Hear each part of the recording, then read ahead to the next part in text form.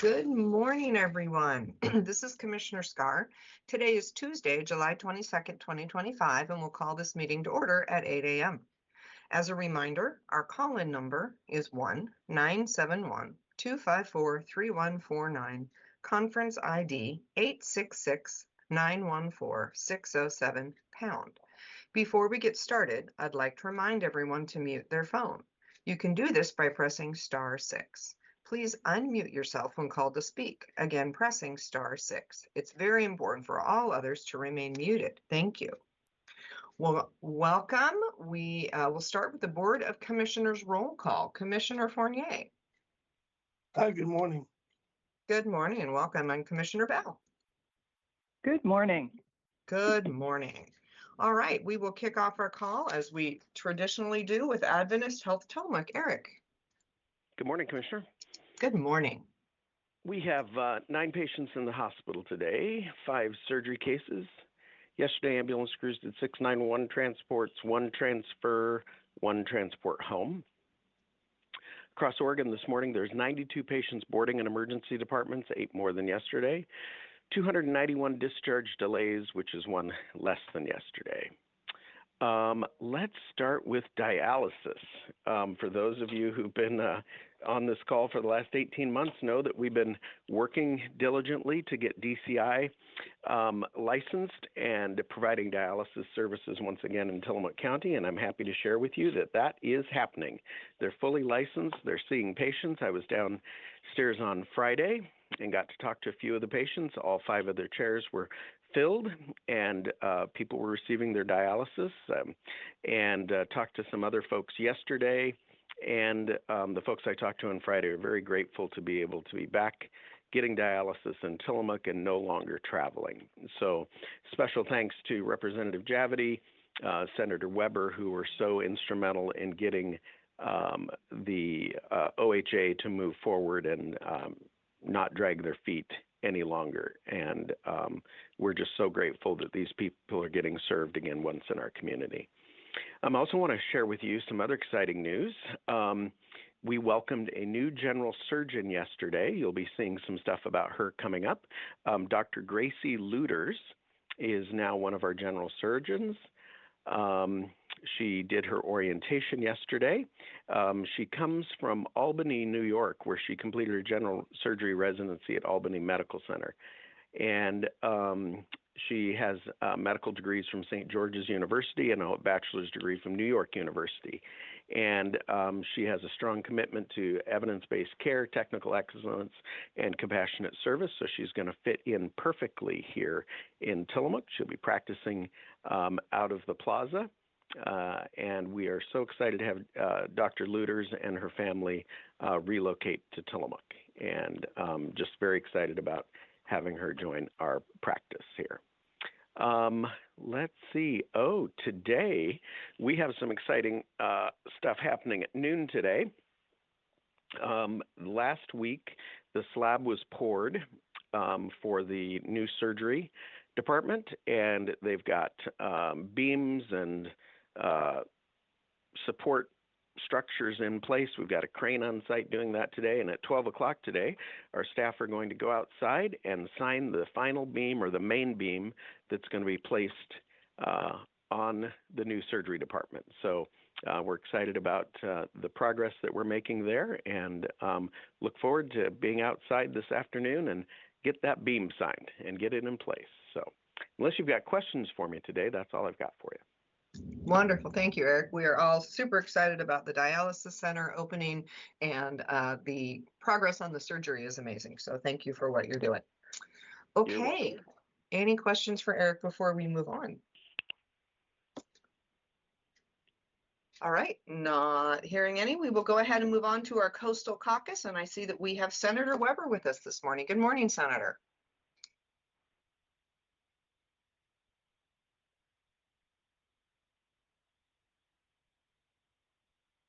Or I thought we did. Looks like You do. Oh, there we go. I was going to say, it looks like she's unmuted, but that doesn't always mean we can hear. Thank you for your persistence in technology, Senator. Yeah, sometimes technology, Bob smacks me. Thank you for being so kind as to wait for me. Good morning, everybody. I have to tell you that Dory Days was wonderful. It was so nice to connect with everybody in South County and just to visit and to see all of the excitement down there. And, every day brings a new challenge. I used to worry about vowels and consonants and math facts, but right now I'm worried about other things. And when we talk about the possibility of a special session to address our transportation issues, we probably won't be seeing that for another 4 to 6 weeks because of construction, especially in the Capitol right now. They're reserving the month of August to finish things up. We'll see how that goes, and then we'll see from there. But, the outline of the bill, and I was looking it up when I can't remember its number, I apologize, but it is available to look at. It is a House bill, and the information on it is really interesting. There are some things that have to be worked out, like the weight mile limit for the trucks and what the budget is going to look like going forward to be able to handle, especially maintenance. And we've had additional layoffs, especially in Clatsop County. The folks who raise and lower the bridge for fishermen and Coast Guard have been laid off. And so there's some real challenges coming up, especially with the lack of people to be able to provide the services that they've always had. So we're going to continue to work on that. I am sure that there will be several calls and meetings today surrounding that. And then, there's always another issue that comes to the surface, and I am working right now to understand the volume of emails, texts, and videos that I have gotten on the action of the DLCD, on the structures at UPICS and activities on those sites. I'm not understanding it yet, and so I have calls out to the commissioners to be able to have them walk me through exactly what is the reasoning behind this? Do they understand the consequences of it, and where does it come from? And so hopefully by next week, I'll have more information to be able to share with you. Our UPIC activities, our little growing sites, they're not fringe activities. They provide income to families, a rural economy opportunities, they educate, they diversify, they strengthen our local economies, and we have got to support them. And so I'm going to find out more about that. The other thing that I'm working on right now is the Oregon Hunger Task Force. We had a meeting yesterday, and we will have another one today because, feeding people is really important. Food banks are important. Food services are important. And food as an insecurity is continuing to grow. And we have to be able to feed the young and the elderly especially. And we're finding that there are some real challenges with that. Then I wanted to tell you that Garibaldi Days is this weekend, and there's a possibility, I have not heard for sure yet, that they will have an opening of the highway up there. We've gone back and forth, and I haven't heard a final judgment on whether there will be a ribbon cutting for the road up there. But if you have an opportunity, go up there and just drive the street of Garibaldi and see what they have done. The construction company has done a wonderful job. They have they're finishing ahead of schedule. They have done it with a minimum of inconvenience to the businesses, but that doesn't mean the businesses haven't been impacted by this So what I'm going to say is if you have an opportunity to go up to Garibaldi and participate economically in what's going on up there, please do it. Those businesses need it. They need the support from the rest of us. So with that, I'm going to close today because I have another call meeting that I have to take. So thank you all. Any questions quickly? Well, Okay. Senator, I just wanted to let you know that I talked to Judy Riley Riggs from Garibaldi yesterday, and indeed there will be a ribbon cutting at 11 o'clock right before the beginning of the parade. So I'll see you there.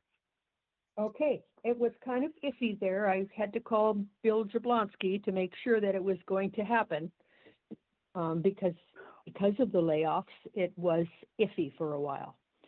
But Yes, good. ODOT isn't able to staff it. So I think Right. the folks in Garibaldi have taken it on, but I believe Bill is going to join us and we'll have the ribbon cutting anyway. Good, thank you. You're welcome. All right. Wonderful. Thank you for sharing that, Commissioner. That's awesome. All right, Senator, thank you for being with us. We'll let you jump to your other call.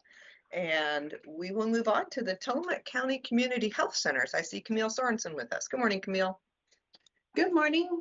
I want to say I drive through Garibaldi every day to and from work, and yeah, it's getting exciting. It looks really nice, and it's exciting to see it wrapping up for sure. Today I have a couple messages. Yesterday was Zero HIV Stigma Day, a day to take action and raise awareness to help stop HIV stigma. HIV stigma means treating people with HIV unfairly, which can stop people from getting the care they need. HIV continues to be a public health challenge in Oregon with an average of about 200 new cases each year. However, less people got tested for HIV during the COVID-19 pandemic. So it's estimated that 1,087 people living in Oregon have HIV and don't even know it. You can learn more about HIV at www.hiv.gov and www.endhivoregon.org to begin to reduce stigma so that everyone in our community can feel supported. Everyone deserves respect and good health no matter what their HIV status is.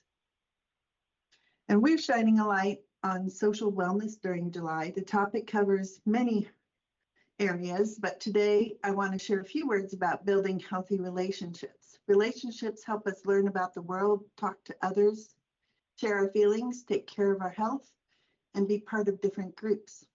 Good, healthy relationships make us feel supported and help us stay happy and well.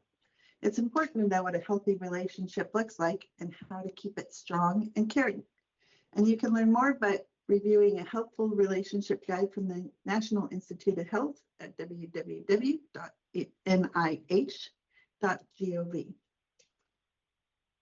And finally, we wanted to welcome everybody, encourage their participation.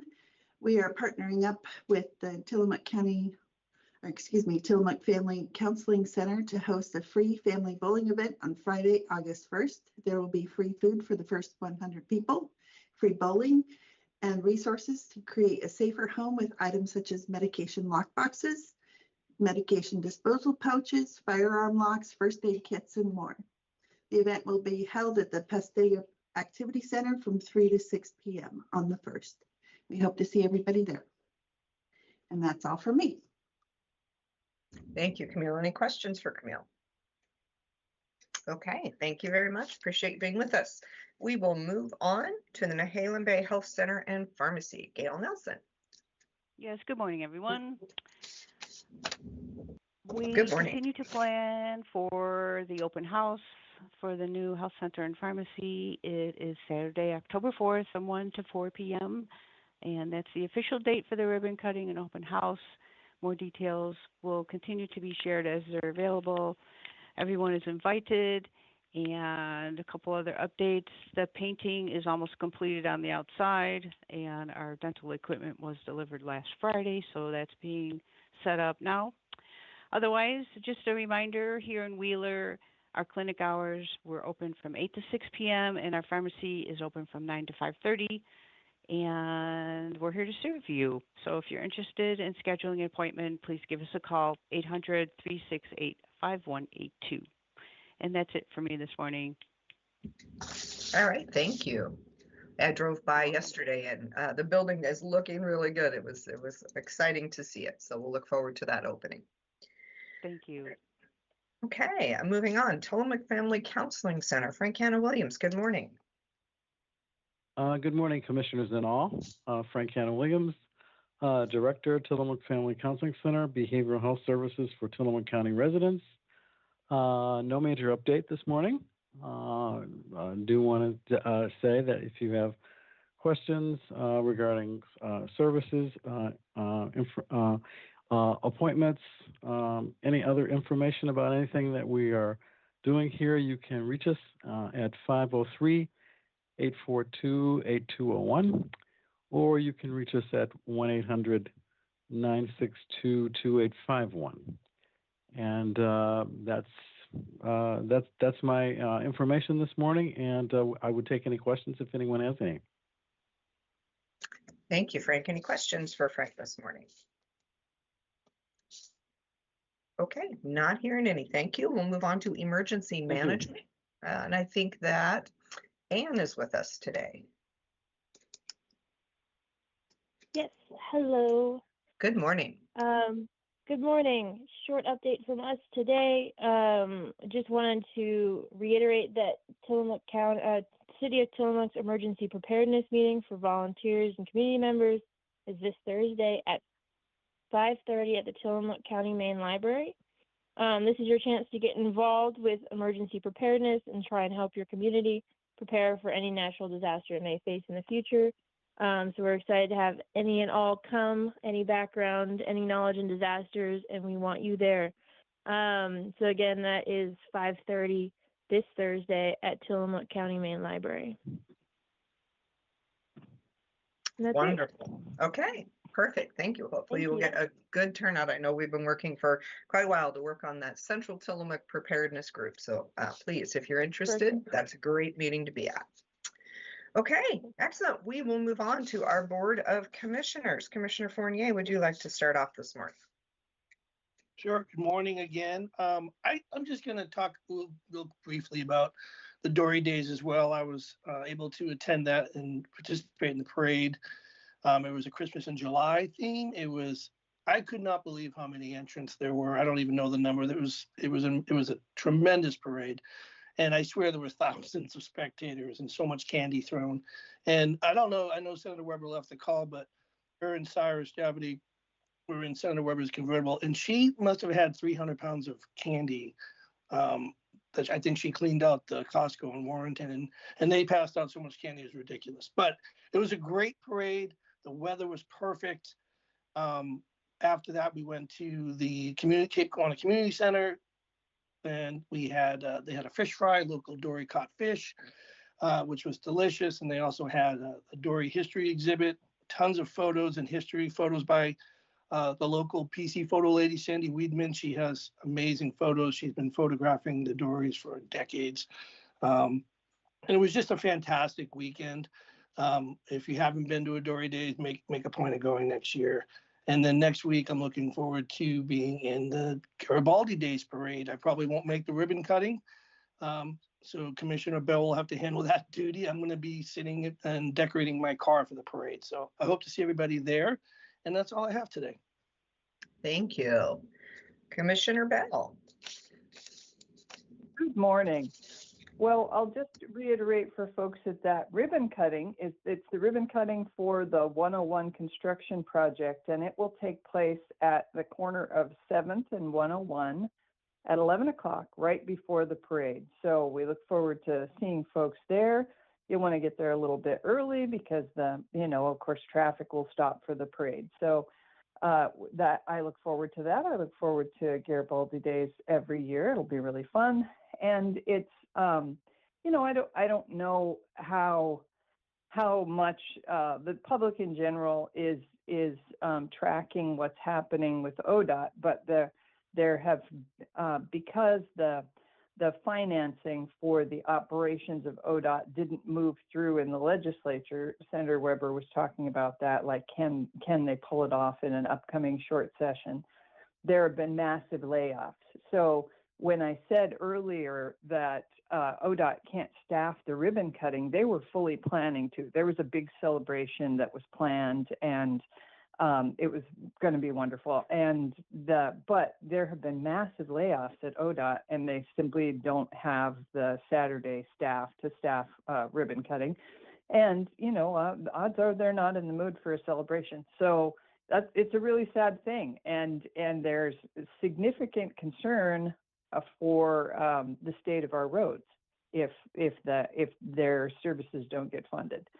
So that's why there was a last minute switch, and folks in Garibaldi have picked up the ball, and they're gonna organize the ribbon cutting. And I believe Bill Jablonski, who represents us locally, is going to be there, and I'm really grateful for that because they've done a great job. So I'm looking forward to that event and to the parade, of course, and to seeing Commissioner Fournier's souped up Camaro in the parade. That's going to be fun.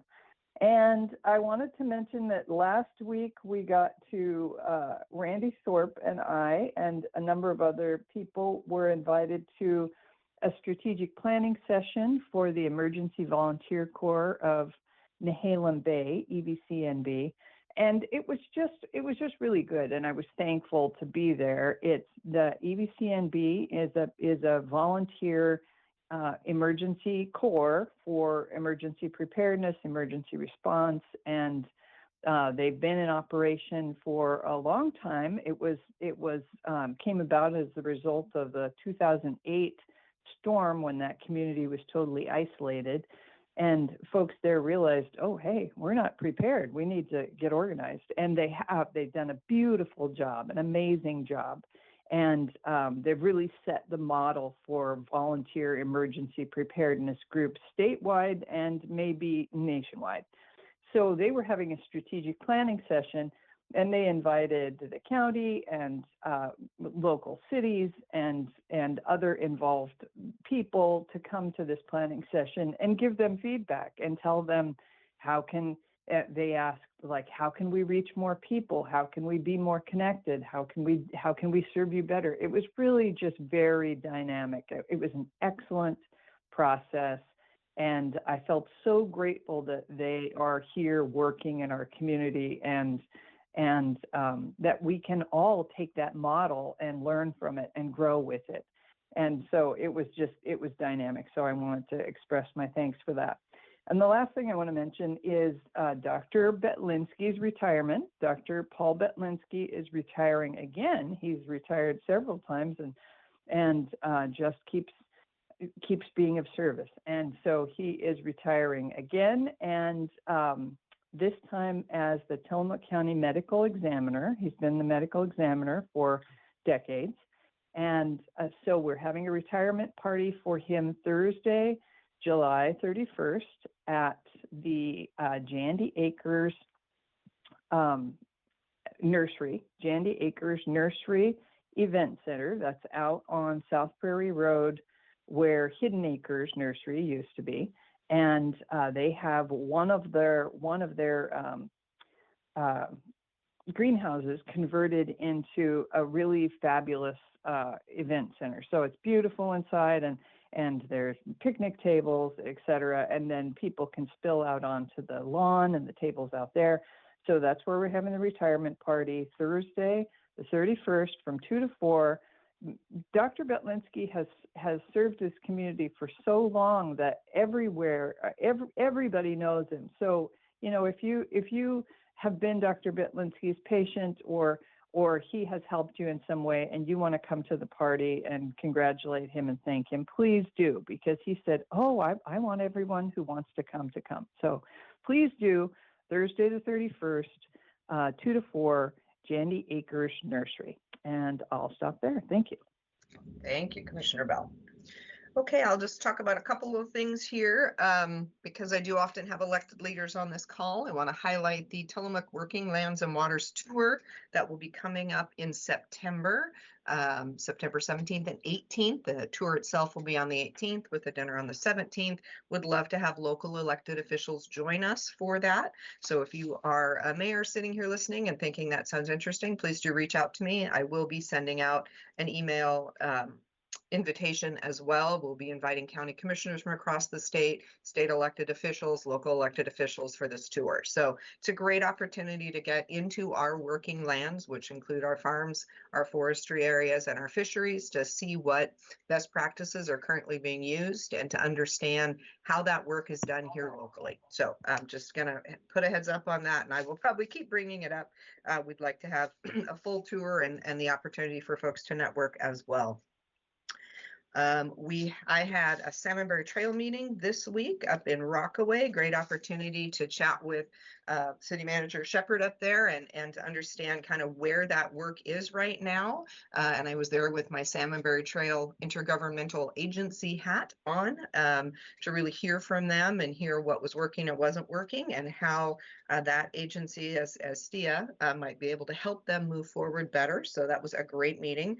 I look forward to a meeting this coming week with, actually this week, with Wheeler as well, to hear from their elected officials. I'm going to join Rockaway in that so that we can talk about that section of the trail, because right now there's a lot of great energy and some funding that's happening there and some focus from Salmonberry Trail Foundation. And we're really excited to see first section get finished, and then to see how we build on that and connect in those areas. So excited to be engaging with that and really looking at how we can encourage that growth. So that's an exciting upcoming piece for us. The other thing I'll talk about quickly is you have been hearing from us for a while about Senate Bill 406, which is a middle housing change to our zoning code. So what Senate Bill 406 says is that in residentially zoned areas where currently you can have one house, this will change the zoning code to allow outright, meaning you don't have to ask for a variance to do this, will allow outright duplexes, triplexes, fourplexes, and cottage clusters. And the goal of this work is to increase housing in Tillamook County. And we all know that for a long time we've been struggling with our housing crisis, as has the entire state of Oregon, and in fact much of the nation. So this is a strategy that has been identified in the state of Oregon as a best practice strategy to allow a bit more infill and allow more units in the areas that are already intended to be urbanized. So in Tillamook County, this includes our 7 incorporated cities and our unincorporated communities with sewer and water. So we will be having a hearing on Wednesday this week. I believe it starts at either 5 or 5:30. I think I blocked out more time than I needed, but you can find that start time for certain on the community development webpage. And we will be looking at the changes that we are proposing for our unincorporated communities. Each city has done their own process, and some have already adopted theirs, some are still working through it. But for the county itself, our unincorporated communities with sewer and water are also making these changes. So this is an opportunity, if you'd like to be a part of this land use public process, to join us, to make comments, and to see what's happening and let us know what your thoughts are. I will share much of this is in Senate Bill 406, which is state law. So much of what we're doing is prescriptive. We do need to add these extra types of housing. What was not prescriptive and what communities got to have input on were things like setbacks on the lot, how much lot coverage, meaning what's the biggest, set of buildings that can be there, building heights. There are different pieces where there was some opportunity for the communities individually to engage. We have in the majority of our communities a citizen advisory committee, which is specifically created to help us with land use issues. And in those communities, those groups were active and provided their input and their recommendations. So we'll be considering all of that Wednesday night at the port. There's a couple of communities that are still underway. Neocani is one of those. I was at a community meeting last week. They have their CAC has done the work. It's forming actually, but a group that is going to be their CAC has done the work to give recommendations, and so that one will not be part of this hearing, but more to come. So just a heads up, if you'd like to be part of land use, which is the Oregon way, community input is not only desired, it's actually required. So we look forward to people joining us for that. With that, I'm going to go ahead and move us forward to our cities. And I believe we have Mayor Stock with the city of Manzanita to go first. Yes, you do. Good morning from Good morning. Manzanita to everyone on the call. I'll just continue on with the theme of housing ordinances as we are in the midst of that work, still in the midst of that work here in Manzanita. We are working now with the proposed changes that have been passed on from the Planning Commission to our City Council. And we have been engaging in workshops with the council to make sure that we understand the changes proposed, both those that are required by state law and, as Commissioner Scar referenced, some additional ones that were added by the Planning Commission as they're looking at the impact of the housing changes, and also some other questions that have been raised in the community about what housing in future should look like in our city. So we are actually in I think it's our third workshop on this as a council today. We'll start that meeting at 10 o'clock. That's available for anybody online who'd like to join. That's on the city's website if you go to the calendar. In addition to that, later this week on July 25th, Councilor Brad Hart and myself will be at the City Library in Manzanita. This is part of our Conversations with the City series that we've been having for probably a couple of years now, actually. And the topic of this one is going to be housing. So we're inviting people to come with their questions, their opinions, their perspectives, conversation, and Brad and I will be there to do that and to listen very carefully. And then I'm not sure if I can say lastly or not, because we're still working on engagement with the community. We are going to host on August 5th at 4 p.m. a hopefully large public session at our City Hall, and that will be intended before we get into public hearings and the more formal parts of the process. That'll be intended as yet another attempt to reach out to the community and have a session that's available to as many people as possible to, again, ask questions, share what our perspective has been so far before we get into any decision making. So a lot of work going into community input, and we're really hoping people will show up because I'd much rather have a conversation with somebody before we make a decision than hear from people afterwards, particularly if they're not happy with the decision. So it's always great to have that engagement ahead of time. So that's a big piece of work we have going on here. And then in addition to that, one other thing I'd like to highlight is our upcoming City Hall celebration.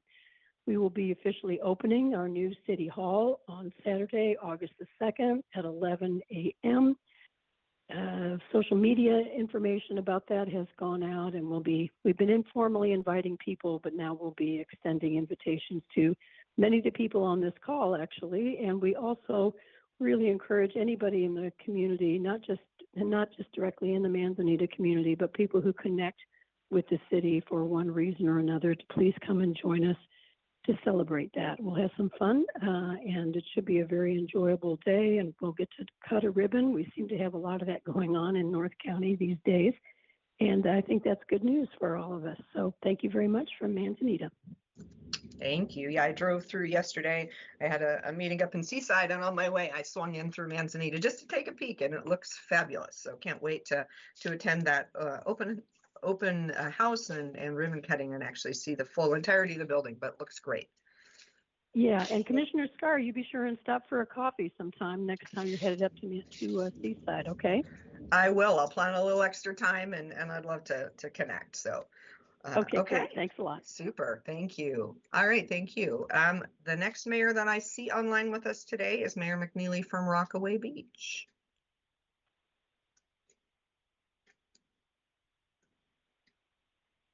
Can you hear me now? I can. Good morning.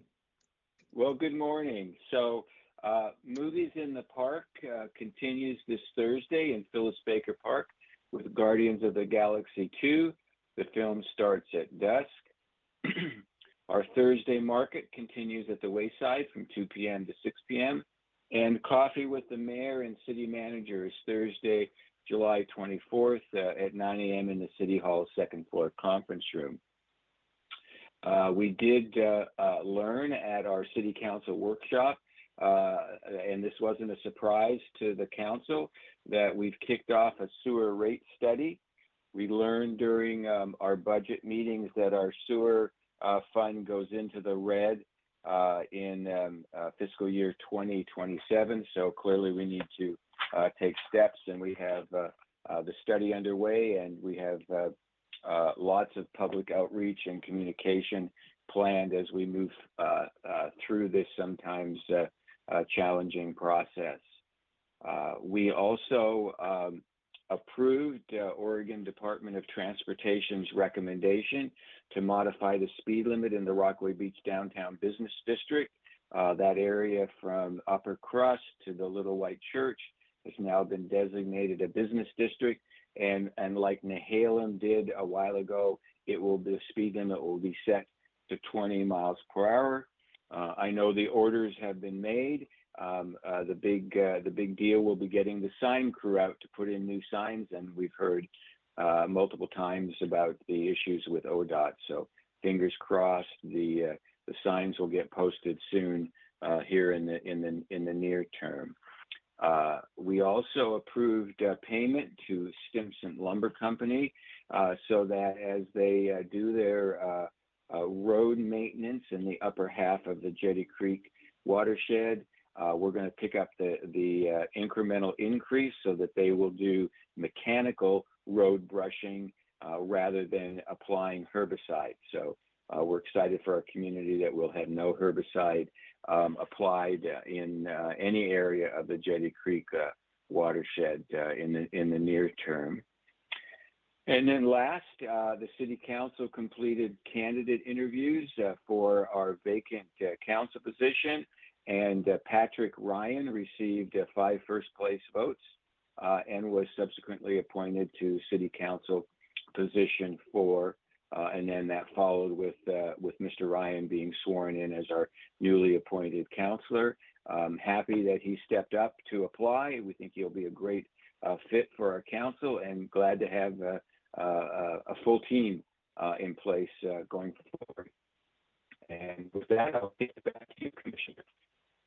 All right, thank you, Mayor. Appreciate it. Lots of good stuff going on in Rockaway, and I'll look forward to the conversation with Rockaway and Wheeler this Thursday over lunch. So absolutely. Okay. So I think the last city manager I have on the line is Tillamook, Sean Lewis. Sean. Good morning. How is everybody? Good morning. Doing well. We've got a couple of things. As already been mentioned, our community preparedness meeting Thursday at 5:30 at the library. We also have a movie in the park this week, Moana 2 at Goodspeed Park, pardon me, at dusk around, say, between 8:30 and 9 o'clock on Friday. And then coming up in a little over a week, our National Night Out on August 5th from 5 to 7, also at Goodspeed Park. This is the National Police Night Out. There'll be fun and games, a dunk tank, ice cream sandwiches and such, fun for the family.